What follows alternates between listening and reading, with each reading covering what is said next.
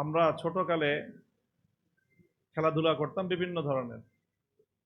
তো খেলাধুলার মধ্যে বাচ্চাদের মধ্যে একটা সাইজ থাকে যারা বেশি ছোট, যাদেরকে খেলায় নেওয়া যায় না। ফুটবল খেলতে তো একটা বয়স লাগে, অন্তত 7-8 বছর।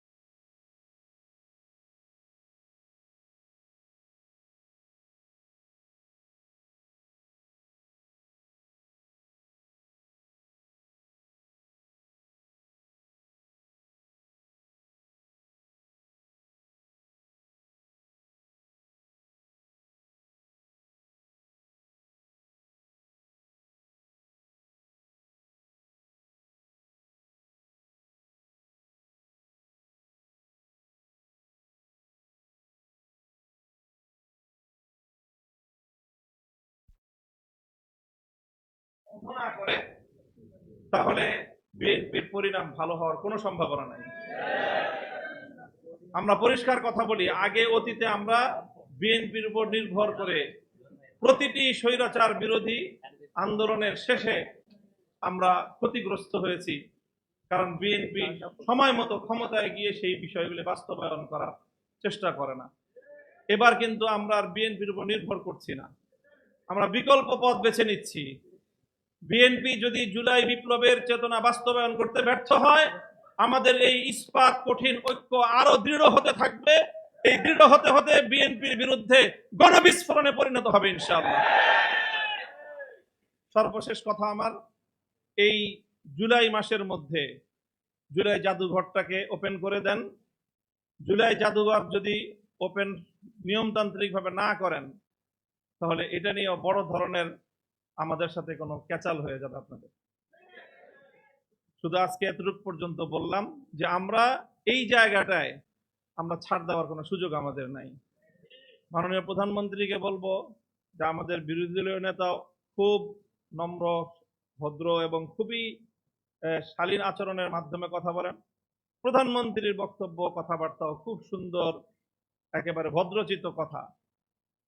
কিন্তু ভদ্রচিত কথা দিয়ে আপনি শুধুমাত্র আমাদের যে আকাঙ্ক্ষা, অভিপ্রায়, সেটা পূরণ হবে না। ফ্যাসিবাদী প্রধানমন্ত্রী শেখ হাসিনা গণতন্ত্রের একটা নতুন ডেফিনিশন সামনে এনেছিল, উন্নয়নের গণতন্ত্র। দেশের মতামতের মানুষের লাগবে না, পদ্মা সেতু করে দিছি, দক্ষিণবঙ্গের গণতন্ত্র শেষ। আর কি দরকার? পদ্মা সেতু হয়েছে তোমাদের, তারপরে মেট্রো রেল হয়েছে, ঢাকাবাসীর গণতন্ত্রের আর কি দরকার? মেট্রো রেল দিয়ে তোমরা চলাচল করবে, এটাই তোমাদের গণতন্ত্র। এখন আমাদের নতুন প্রধানমন্ত্রী বাংলাদেশের গণতন্ত্র মানে তোমাদেরকে আমরা ফ্যামিলি কার্ড দিছি, আবার কি গণতন্ত্র? ঘরে ঘরে গণতন্ত্র পৌঁছে। আর হলো কৃষি কার্ড দিয়ে দিছি, এখন ক্ষেত খামারে সব জায়গায় গণতন্ত্র। এই ফ্যামিলি কার্ডের গণতন্ত্র আর কৃষি কার্ডের গণতন্ত্র দিয়ে যদি আমাদেরকে আবার সেই ফ্যাসিবাদী শেখ হাসিনার উন্নয়নের গণতন্ত্র বুঝাইতে চান, তাহলে আমাদের আচরণ কিন্তু ফ্যাসিবাদী শেখ হাসিনার চেয়ে আপনার সাথে ভিন্ন কিছু হওয়ার সুযোগ নেই। শেষ কথা হলো এই যে জুলাই সময়ের টাইম ফ্রেমকে অতিক্রম করে গেছে।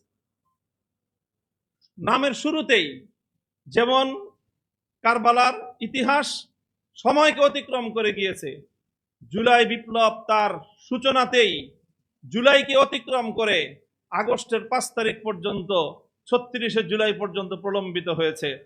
যেই বিপ্লব তার জন্মের সময় সময়ের বাধ্যবাধকতাকে, সময়ের টাইম ফ্রেমকে, সময়ের সীমাবদ্ধতাকে অতিক্রম করতে পারে, বিএনপি কেন? বিএনপি, আওয়ামী লীগ এবং ভারত মিলে এই জুলাই বিপ্লবকে আটকে রাখতে পারবে না ইনশাআল্লাহ। আসসালামু আলাইকুম ওয়া রাহমাতুল্লাহ।